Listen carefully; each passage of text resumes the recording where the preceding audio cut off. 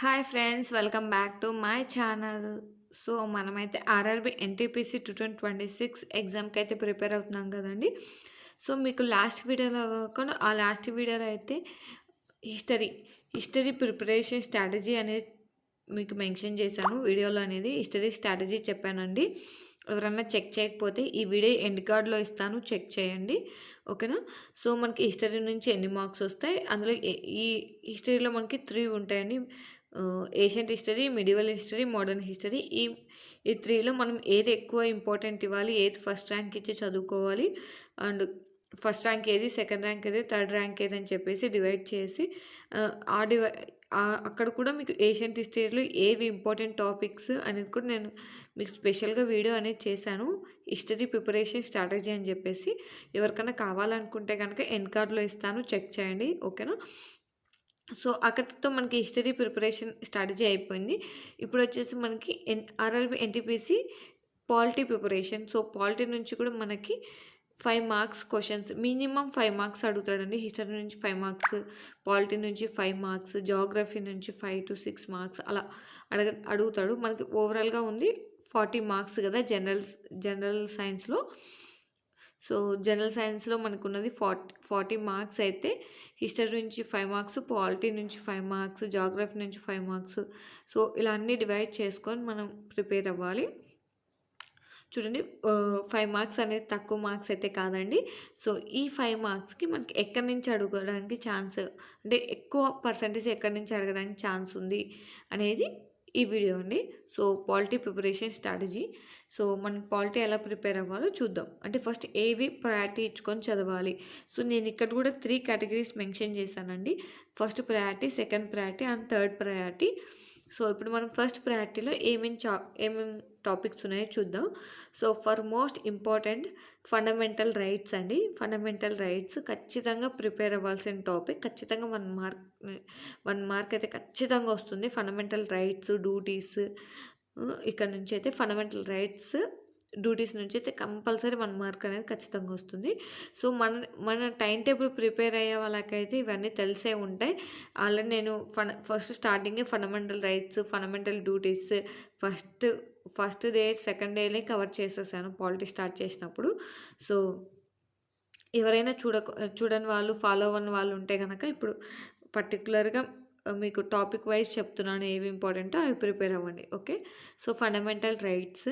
Next వచ్చేసి the president గురించి information చదవాల్సిందే. Constitution amendment, assembly, constitution assembly గురించి కూడా మీరు తెలుసుకోవాల్సిందేనండి. సో అక్కడి నుంచి కూడా క్వశ్చన్ అడిగే అంటే అక్కడే ఏం బిల్స్ పాస్ చేస్తారు, సో ఇలాంటివన్నీ ఎప్పుడు ఎన్ని డేస్లో పాస్ చేయాలి, ఇలాంటివి ఉంటాయి. సో మీకు క్వశ్చన్స్ అయితే మెన్షన్ చేయట్లేదు, బట్ అవి కూడా ప్రిపేర్ అవ్వండి. So important amendments. సో ఈ ఇంపార్టెంట్ అమెండ్మెంట్సే మనం మినీ కాన్స్టిట్యూషన్ అని కూడా అంటాం. సో ఈ మినీ కాన్స్టిట్యూషన్లో ఆర్టికల్స్ ఎక్కడి నుంచి ఎక్కడి వరకు ఉన్నాయో మీకు తెలిస్తే కనుక కామెంట్ చేయండి. ఓకే. నెక్స్ట్ వచ్చేసి పార్లమెంట్ స్ట్రక్చర్ అండి. పార్లమెంట్లో మనకి లోక్సభ, రాజ్యసభ 2 వస్తాయి కదా. అవి ఏంటి, ఎలా ఉంటాయి, ఎలా ఉంటాయి, వాటి స్ట్రక్చర్ ఏంటి. సో ఇదంతా ఇంపార్టెంట్ అండి, ఖచ్చితంగా ప్రిపేర్ అవ్వండి. So current affairs relating to the polity, అంటే అట్ ప్రజెంట్ ఏమైనా కరెంట్ అఫైర్స్లో పాలిటీ గురించి కరెంట్ అఫైర్స్లో ఉందా. So like 106th amendment. So 106th amendment దేని గురించి మీకు ఎవరికైనా తెలిస్తే కనుక కామెంట్ చేయండి. ఓకే. సిటిజన్షిప్ అండి, కరెంట్ అఫైర్స్లో ఉన్న టాపిక్ సిటిజన్షిప్. సో ఇక్కడి వరకు అయితే మీరు ఫస్ట్ ప్రయారిటీ అనేది ఇవ్వండి. ఓకే. సో ఈ 7th టాపిక్ వరకు ఫస్ట్ ప్రయారిటీ ఇవ్వండి. మీకు ఇక్కడ 2 to 3 క్వశ్చన్స్ అనేది ఇక్కడ నుంచి కవర్ అయ్యే ఛాన్స్ అయితే ఉంది.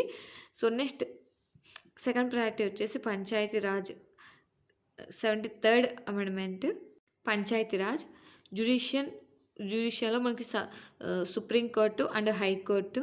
సో మన టైం టేబుల్ ఇవి కూడా కవర్ అయిపోయాయండి. So union cabinet, PM duties. Union క్యాబినెట్లో స్పెషల్గా పిఎం డ్యూటీస్ ఏంటి, ఇవి ప్రిపేర్ అవ్వండి. Political parties, national party status. So ఇవి కూడా పైన తెలుసుకోండి, సరిపోతుంది. సో ఇక్కడ వరకు మనకి సెకండ్ ప్రయారిటీ 1 మార్క్ వచ్చే ఛాన్స్ అయితే ఉంది. సో నెక్స్ట్ వచ్చేసి union and state territories planning commission, specially నీతి ఆయోగ్ అండి. సో దీని గురించి మనకి ఎక్కువ అడగడానికి ఛాన్స్ అయితే ఉంది. 1 మార్క్ వస్తుంది కదా, ఇక్కడ నుంచి అడగడానికి ఛాన్స్ అయితే ఎక్కువ ఉంది. Vice president. Okay. So last priority అనేది వీడికి ఇవ్వండి. సో 1 మార్క్ వచ్చే ఛాన్స్ అయితే ఉంది. సో ఇక్కడ మీకు నేను ఓవరాల్గా 14 టాపిక్స్ అయితే మెన్షన్ చేశాను. 7 అయితే మోస్ట్ ఇంపార్టెంట్. సో నెక్స్ట్ వచ్చేసి ఒక 5 టాపిక్స్ వచ్చేసి, సో ఒక 4 టాపిక్స్ అయితే సెకండ్ ప్రయారిటీ అండ్ ఒక 3 టాపిక్స్ అయితే లాస్ట్ ప్రయారిటీ అండి. So third priority. సో ఇక్కడ నుంచి 1 మార్క్, ఇక్కడ నుంచి 1 మార్క్, 1 to 2 మార్క్స్, అంటే ఇక్కడ నుంచి 2 to 3 మార్క్స్ వచ్చే ఛాన్స్ అయితే ఉంది. సో ఇదేనండి పాలిటీ ప్రిపరేషన్ స్ట్రాటజీ వచ్చేసి ఫస్ట్. సో కంప్లీట్గా అన్ని మెన్షన్ అయితే చేస్తానండి. ఈ వీడియో మీకు నచ్చినట్లయితే లైక్ చేయండి, మీ ఫ్రెండ్స్తో షేర్ చేయండి, అలాగే మన ఛానల్ని సబ్స్క్రైబ్ చేసుకోండి. అలాగే నెక్స్ట్ మీకు ఏ సబ్జెక్ట్ యొక్క ప్రిపరేషన్ స్ట్రాటజీ కావాలో కామెంట్ చేయండి. మీ కామెంట్స్ నెక్స్ట్ వీడియో అయితే ప్రిపేర్ చేస్తాను. Okay, thank you for watching.